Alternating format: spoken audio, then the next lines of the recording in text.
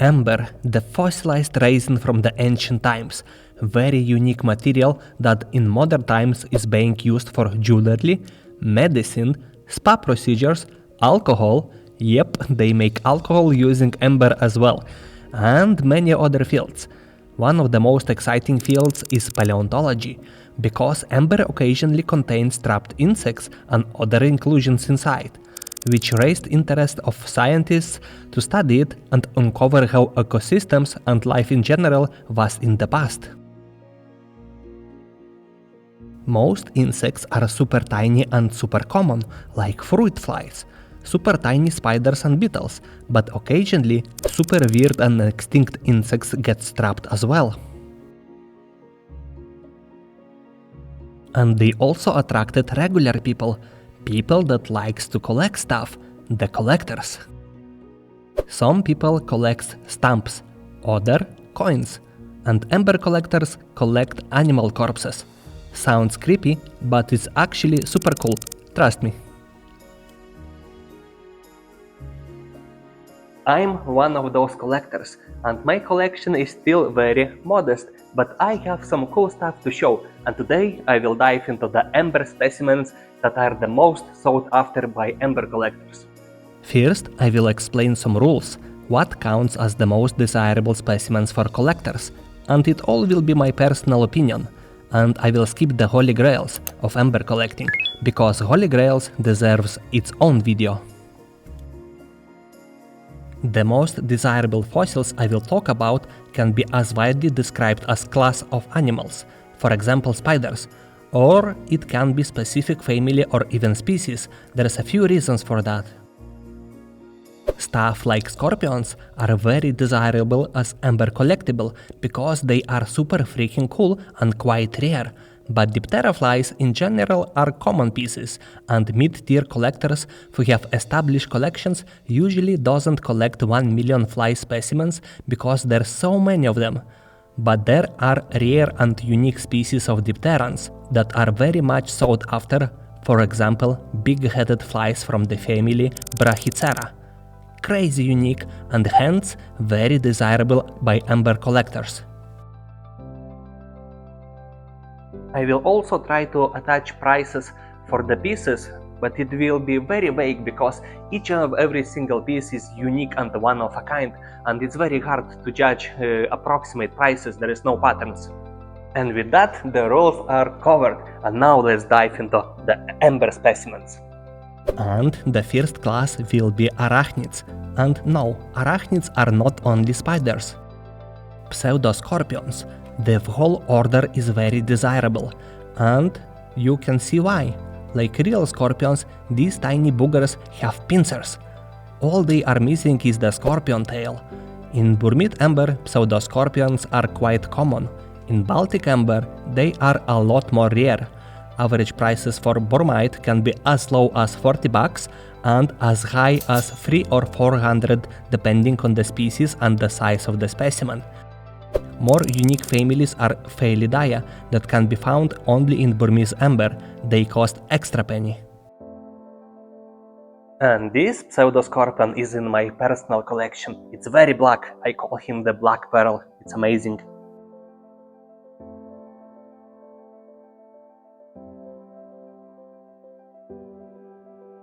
Now the real deal, the scorpions. In burmite amber, they are very much sought after, but in Baltic amber, they are considered holy grails, extremely rare. So in this part, I'm talking exclusively about scorpions in burmite amber. Even partially preserved scorpions are sought after and can cost a pretty penny, like scorpion tail for $150 for example, or half of the scorpion. If the specimen is complete, the prices are getting quite high. But it's easy to find and acquire scorpion, just be ready to spend at least $800 for a small specimen and thousands for the bigger ones. Some of the species are a lot more rare than others, so combining preservation quality, size of the specimen and rarity of species that can reach tens of thousands of dollars. But yes, they are one of a kind. Some of these super expensive ones I would put in category of holy grails, but not as a whole.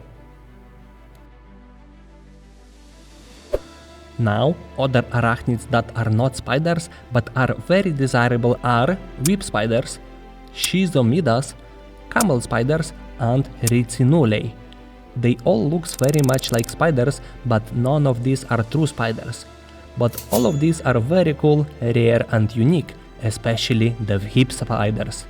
I need one in my collection someday. Rarest one from these ones are the camel spider. Depending on preservation quality, it costs around $2,000. Crazy because they are not big and impressive as whip spiders, for example, but they are a lot more rare. Whip spiders are more common, but this is bigger insect. More often we are finding molts of these guys. Brilliantly preserved whip spider can cost from 5 to 10 grand, while lesser quality can be acquired for a few $100s. And schizomidas are interesting groups. Some species have tails or few tails. Very interesting.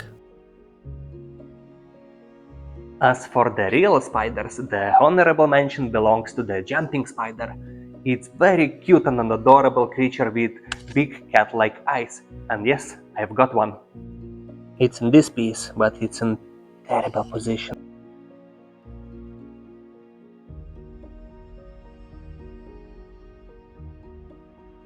Good specimen can cost $150 or more, depending on few factors: positioning in amber, quality, and etc.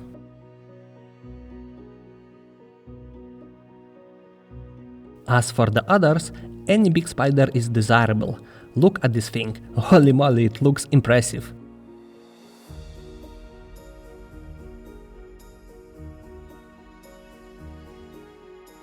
Big spiders are rare because they are strong enough to escape oozing resin from the tree, but some are just unlucky.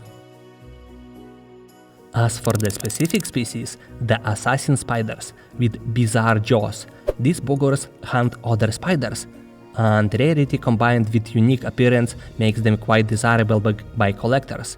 In burmite, they are more common than in Baltic amber, but good size and quality assassin spider will cost few hundreds as well. Next one is one of my favorite families, Formicidae, or simply the ants. Ants are the very well-known type of insects that can be found in amber, and they are rather common, but there are a few suborders that are exceptional and in very high demand for collectors. If you saw my video One Hell of an Ant, you already know that they are on the list. Bizarre extinct critters from the time of the dinosaurs, one of the earliest families that evolved. Every single species of hell ants is on the list, while not super rare to find. And they are very pricey, from $500 for a bad one and up to 2,000 or 3,000 or even more for the perfect ones. And yeah, I love ants, and it's my dream someday to own at least few, or for starters at least one hell ant. But for now I don't have any. Then comes the Camelosphetia ants, that are as bizarre as hell ants, with very unique mandibles, from the same time when the hell ants lived. Also fetch from 2,000 to 4,000 per piece. Scientists say that they are one of the earliest species that evolved from the wasps, because of the wasp-like jaws. And last honorable mention is the Zygarymastica ants. Can cost up to few $100, one of the smallest species of ants in Burmese amber, but also have very unique jaws. This is becoming the pattern. The more unique jaws, the more desirable the ant is. As for the Baltic amber ants, the rarest excluding the Holy Grail, which I will show in the next video, are Gesomyrmex, Bradoponera,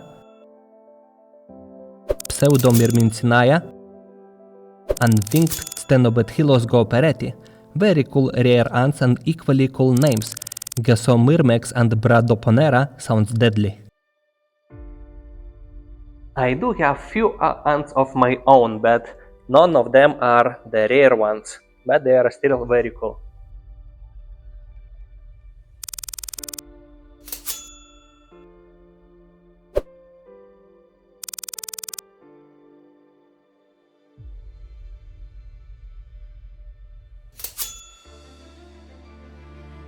Next in line is Order Didsteoptera. This order contains tons of very cool amber collectibles.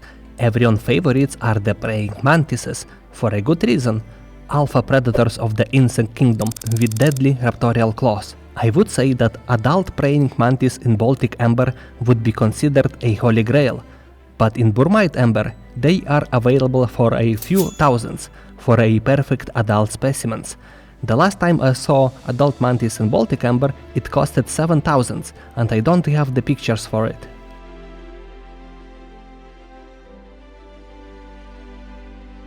And then, personally, the second coolest are the extinct roachoids from the family Alenopteridae.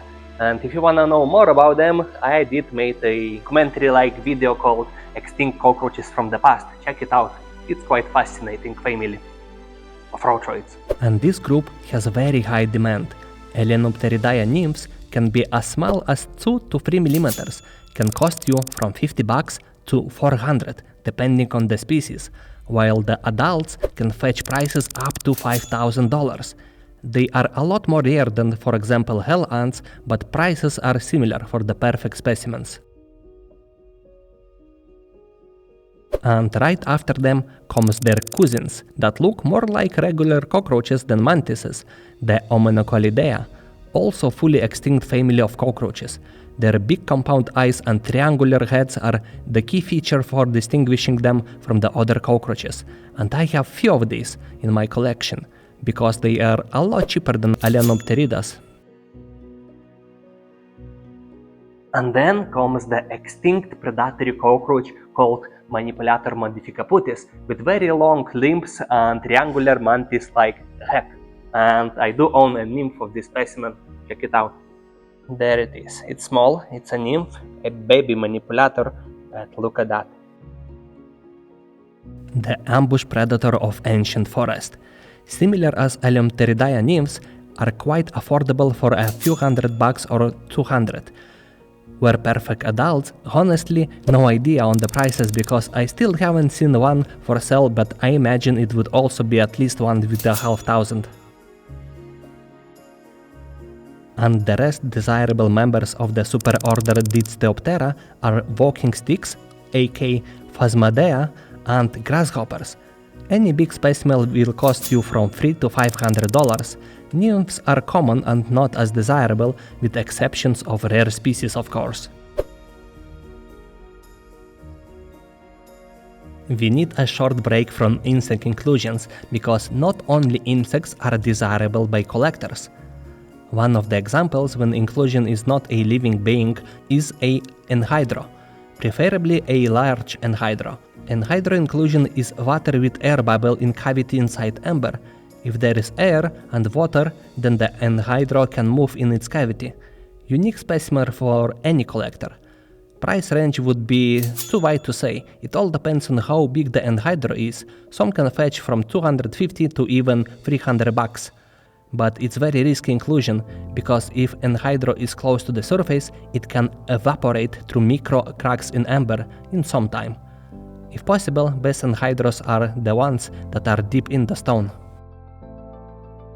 And some collectors collect interesting unique pieces of raw amber. For example, this piece is called the royal white amber, and in this size it's considered very rare and museum grade specimen. It weighs over 40 grams and it's basically pure white Baltic amber, which is quite rare.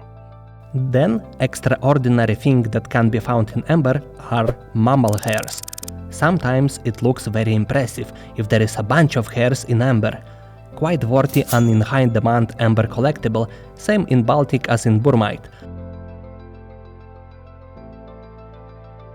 In Baltic amber, feathers are considered holy grails, extremely rare, so here we are talking exclusively about burmite amber feathers. And there's a lot of different ones. Pricing depends on the quality and size, and the amount of feathers in the stone.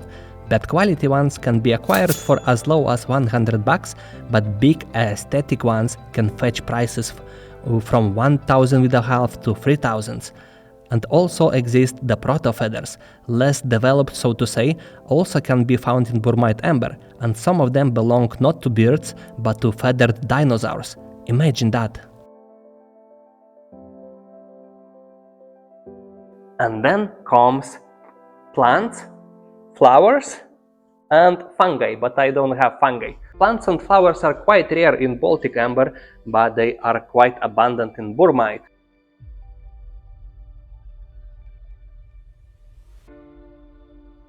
I own quite a few plants in burmite amber, and they are very cool. I will show you them in a second, and these ones will stay in my possession forever.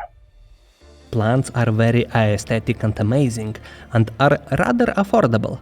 Depending on the size and species, can cost from $50 to $1,500. Most of mine are in a few hundred range, with exception of this chunker. Extraordinary stuff.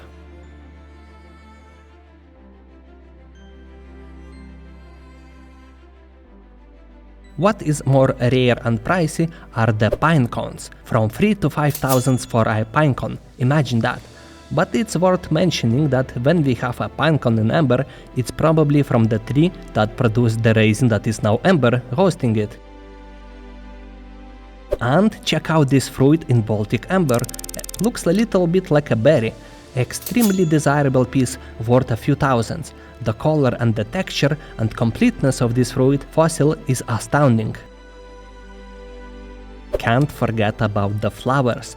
5-petal ones cost from 400 to 1000, and fire flowers a bit less expensive but usually is in worse preservation, few hundreds on this, but still very demandable. And now check out this Baltic amber flower, big one. It lays in National Museum and is the rarest flower in Baltic amber, but not for sale, so no price for this one. And from these organic inclusions, mushrooms or fungi are also rare and desirable, a lot rarer than the flowers or other plants, and can fetch a pretty penny. Other extraordinary things that every collector wants in his collections are the gastropods, or in simpler terms, the snails. A holy grail in Baltic amber and very affordable and abundant in burmite. For whatever reason, inclusions in burmite amber are a lot more abundant than in Baltic in general. Gastropod shells preserve uniquely well in amber, and we see lots of details on the shell in this ancient resin. As for the prices, small gastropods can cost from $100 to $250, depending on the preservation, but big ones, like 1 cm in body diameter and bigger, are from $500 in pricing. And there's some instances of snail preserved with remnants of soft tissues. This goes for $1,000 more.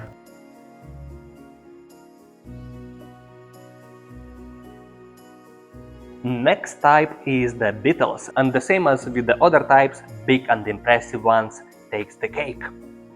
For example, Omatidaya beetle. Big complete one would cost $300 or more. This one I own has only carapace preserved. Then there is lots of factors which beetles are in demand. I would say that ones that have metallic coloration in amber are the ones collectors want, or the ones with big jaws, or with long snout, the snout beetles. Then comes the bizarre ones, very rare, Coscomasticus monstrabilis with insane antenna adaptations that forks as net to catch springtails, fully extinct family in modern times.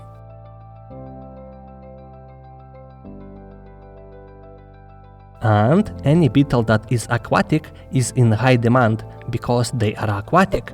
A lot of misfortune has to happen for resin to catch animal that lives in water.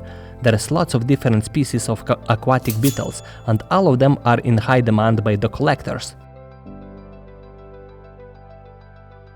And now let's check which flying insects are the most popular among the collectors community. And hands down, the #1 spot takes the dragonflies and damselflies. Very rare and impressive flying critters. In Baltic amber, wing of a dragonfly can fetch few $100, and while complete specimens would be considered holy grails and worth at least $20,000. Hard to say current prices because rarities like this one are not being sold daily. As for burmite amber, Yet again, while rare, they are a lot less common than in Baltic amber. Complete damselflies and dragonflies are fetching from $7,000 to $15,000.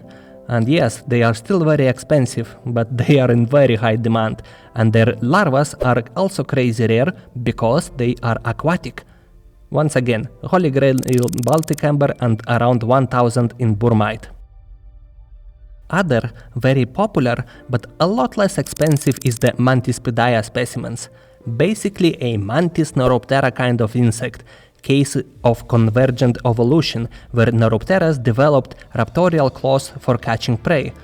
Smaller specimens can be worth as low as $100, but big impressive ones up to 1,000 or even more. Then we have insect that resembles the dragonflies a little bit, or at least their wings. It's the mayflies. Beautiful specimen to have in amber, can fetch few $100. Big neuropteras with big wings, moths and the butterflies are equally desired for the aesthetics they bring. One of the more popular amber specimens to show in the museums are the big butterflies with spreaded wings, best specimens worth thousands of dollars. Thanks for the Jurassic Park movies, everybody knows the mosquitoes in amber, but to find an actual mosquito in amber and not similar looking diptera like biting Michals, for example, is a real challenge. And for their rarity and popularity, real mosquitoes cost around $700 in amber. In personal opinion, the best mosquito is the amber mosquito or that one, annoying buggers. Then we have the stoneflies and big-headed flies, highly sought after by diptera collectors. Other rarity in amber is a honeybee. Specifically in Baltic amber are very rare and in high demand.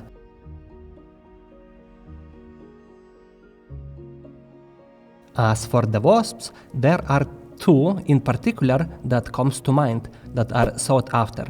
The long abdomen ones called Pelicinae wasps and wingless wasps with powerful legs from family Aptenoperissus. Fun fact, female Aptenoperissus wasps have wings and they are still called wingless wasps. And lastly, there are Strepsipteras, very rare, very unique animals in amber that cost starts from $800 for a mediocre specimens. In burmite amber, because in Baltic it costs like $1.5 or $2,000 for a piece. Crazy. Strepsipteras are parasites. They lay eggs in the bodies of their victims. Sounds terrifying, because it is. Such a beautiful insect, yet nature a truly brutal place. I wish someday to have one in my collection, but at the moment they are too pricey. This hobby is basically for ultra enthusiasts or rich people, unlucky for the rest of us regular fellows. Speaking of Strepsipteras younglings, lots of different larvae are very unique and are in high demand. For example, Neuroptera larvae. They look like alien predators with exaggerated big jaws. Lots of different species and good topic to talk about in the niche collecting. But niche collecting will be a separate video featuring Neuropteras. Now the other notable larvae that are in high demand are dragonfly larvae, which we covered already, butterfly larvae, Trichoptera aquatic larvae and many others. Too much to cover honestly, but someday we will. And before getting to the oddities, I almost forgot about the Scolopendra centipedes. They are in very high demand. I remember of being afraid of Scolopendras in the childhood. And guess what? I would still run from one today, with exception if it's trapped in amber. A hella cool piece to have in your collection that costs from $400 for the big adult specimens. And now the oddities, and king of unusual inclusions in amber is the spider cocoons. Basically a ball of silk, sometimes with baby spiders visible inside. Extremely rare specimen to own, while not in super high demand, because not a lot of people saw inclusions like this one and know about them. They are extremely rare to find. And one of the specimens we have a spider cocoon connected to a spider webs with the proud mother on the webs. How insane is that? Absolutely mind-blowing scene, all intact in one single piece. I bet this one costed a fortune. And then we have a category of insect swarms in amber. Imagine a big chunk of amber hosting hundreds of specimens inside. Museum expositions love this kind of specimens, and for a good reason. Hard to describe price for a real swarm piece in a big bulky piece of amber. I would guess $10,000s for the Baltic amber ones.